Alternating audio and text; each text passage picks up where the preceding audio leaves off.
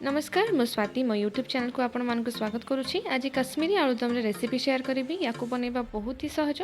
तो वीडियो को एंड जाए पूरा देखूँ, जब भल लगे लाइक करूँ, आम चैनल को सब्सक्राइब करनी। सो चलतु देखी नवा आज रेसिपी।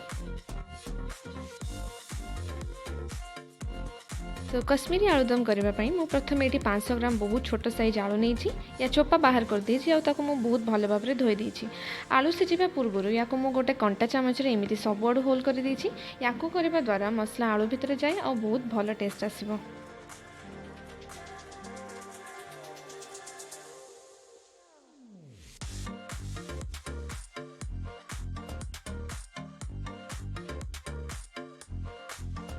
सबु आलू सेमती होल करला परे मु प्रेसर कुकर में आलू सिझेबापी नहीं। आम ये आलू को बेसी समय पर्यटन सिझेबानी, जदि बेसी सिझी जाए तो मसला कसला बेले सी भांगी। तो यही कथाटा आम मन रखि।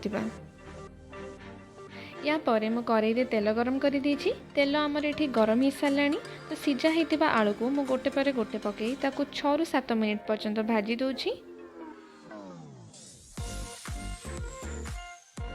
भाजीबाई मु ये गोटे चामच लुण पकई।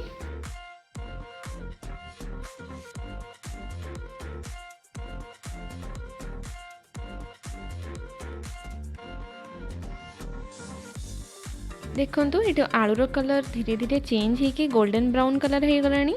एबे देखंतु हमर परफेक्ट कलर हो गला। तो मुझे बाहर कर दूची आ गोटे जगह।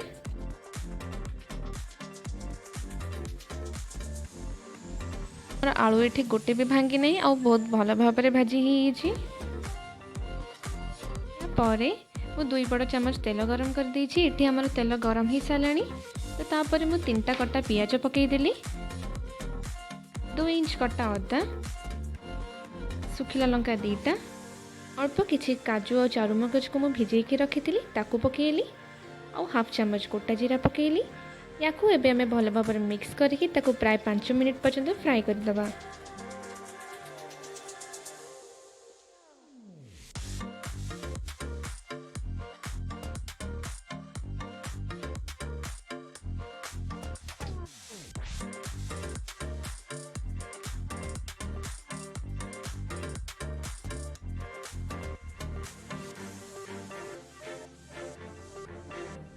पाँच मिनिट हो गला। ये सब सीझीगला भलसे। सो मुझे गैस ऑफ कर दूची और या ठंडा हाँवाई छाड़ी दूची।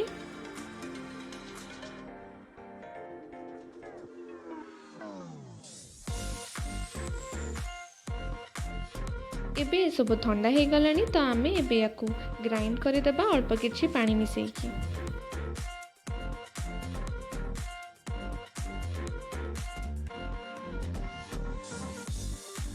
आम मसला ये ग्राइंड हो सारा। सो चलतु जीवा नेक्स्ट स्टेप को। या परे कड़ाई रे 3 बड़ चामच तेल गरम करदेबा। तेल ये गरम हो सारा। या परे ग्राइंड होता मसला को पकईदेबा।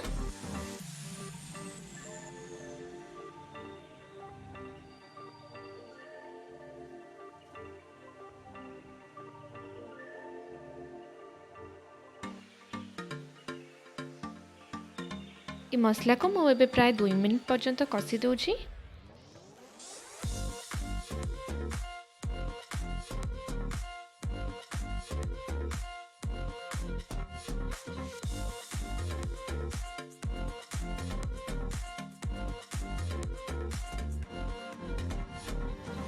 दुई मिनिट पर गोटे चम्मच हल्दी पकेबा, गोटे चम्मच लुण पकेबा, गोटे चम्मच कश्मीरी रेड चिली पाउडर पकेबा। ताको भल भाव में मिक्स करके ताको प्राय 2 ରୁ 3 मिनिट पर्यंत कषिदबा।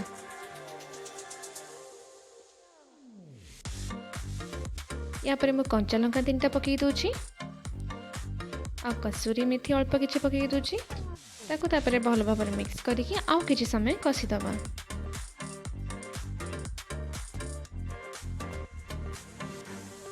मसलार तेल बाहर लानी। तो आमर ये मसला ऑलमोस्ट हो गला। तो ये मुझे हाफ चामच टमाटो सॉस पकाउची और हाफ चामच ग्रीन चिली सॉस पकाउची। ताको मुझे भल भाव में गोले ताको आउ किछि समय पई मीडियम फ्लेम रे रखिबा। तापर ये मु अल्प किछि पानी मिसई देली।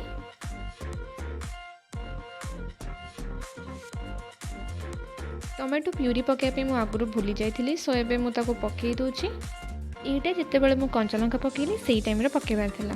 एबे ताको आउ किछि समय आमे मीडियम फ्लेम रे कसिदबा।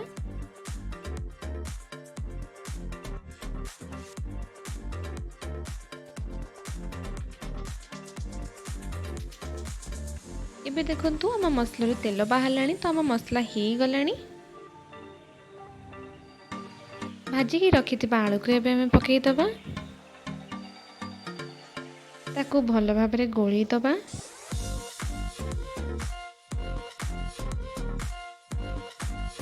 एबे ताको 5 मिनिट पर्यंत आमे मीडियम फ्लेम रे रखिबा।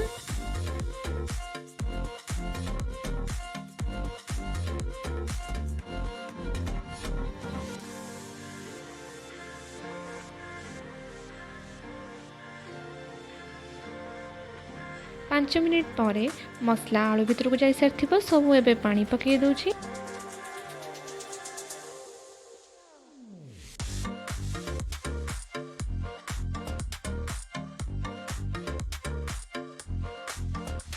एबे ताको आमे भल भाव मिक्स करी ताको हाई फ्लेम रे 2 ରୁ 3 मिनिट पर्यंत फुटई दबा।